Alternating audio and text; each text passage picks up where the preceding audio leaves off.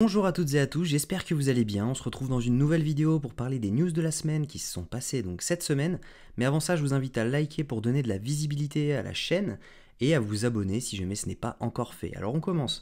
On a cette semaine eu les résultats de Tether qui a enregistré un record de bénéfices de 4,52 milliards au premier trimestre 2024 et c'est loin d'être fini parce que clairement avec leurs investissements en or et en Bitcoin, si on en compare à l'envolée de Bitcoin dans les futurs mois et les futurs trimestres, ça devrait continuer.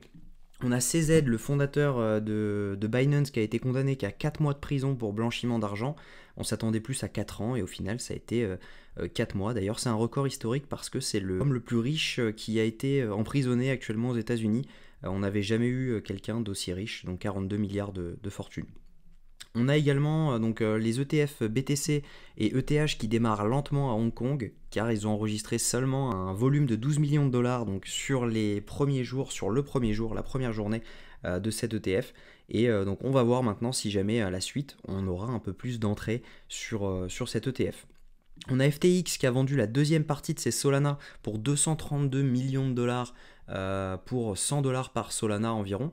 Donc par contre, il faut bien en attester d'une chose, c'est qu'ils ne pourront pas vendre comme ça, puisqu'il y a un vesting de 4 ans, ça veut dire tout simplement que les fonds sont bloqués pendant les 4 prochaines années encore.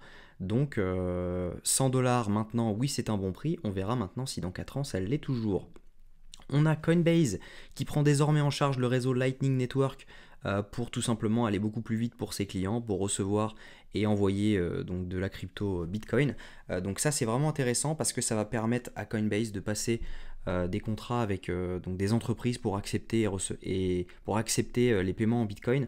Donc ça c'est vraiment intéressant parce que ça va accélérer un peu l'adoption.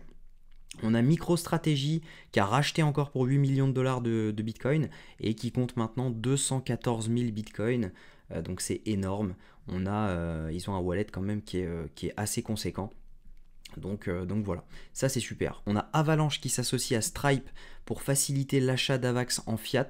Ça c'est une super news pour Avalanche parce que tout simplement ça va être utilisé pour les paiements Stripe et ça c'est très très bullish pour cette crypto. On a Visa qui révèle que l'USDC a dépassé l'USDT pour les transactions en stablecoin cette année. Ça c'est de l'inédit parce que j'aurais pensé clairement que l'USDT était au-dessus de l'USDC. Mais voilà, après enquête, on voit que c'est l'USDC qui mène la danse actuellement. Peut-être qu'il y a une perte de confiance au niveau de l'USDT. On verra à long terme si jamais c'est toujours le cas. On a la bourse australienne des valeurs mobilières qui pourrait approuver un ETF Bitcoin avant la fin 2024 selon Bloomberg.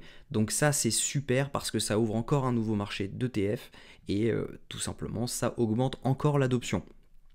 On a eu un référendum sur Polkadot, donc le 706e, qui propose de réduire l'inflation pour tout simplement bloquer le nombre de la supply à 2,1 milliards de dots.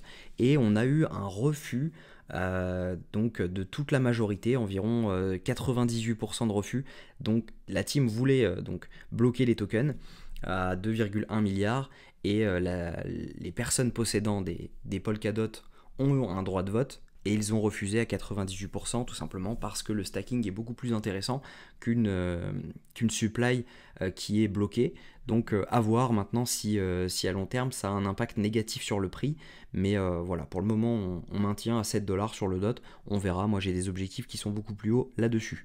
On a une nouvelle loi au Royaume-Uni donnant aux autorités le pouvoir de saisir et détruire les actifs cryptographiques qui entrent en vigueur donc dès aujourd'hui. Donc ça c'était il y a 5 jours. Ça, il va falloir y faire attention à ce qu'ils n'en profitent pas pour tout simplement geler des comptes de personnes sur lesquelles ils ont des doutes, ce que j'espère, parce que sinon ça pourrait vraiment faire peur à la plupart des gens au Royaume-Uni, parce que si jamais vous en achetez, mais que sur le fond vous êtes innocent, mais qu'il faut que vous prouviez que vous l'êtes, ça pourrait poser pas mal de problèmes au Royaume-Uni, et ça pourrait en effrayer plus d'un. Donc voilà un peu ce qui s'est passé cette semaine. Si cette vidéo vous a plu, je vous invite à liker, commenter et vous abonner. On se retrouve la semaine prochaine pour une nouvelle news de la semaine. Je vous souhaite un bon week-end. À très vite.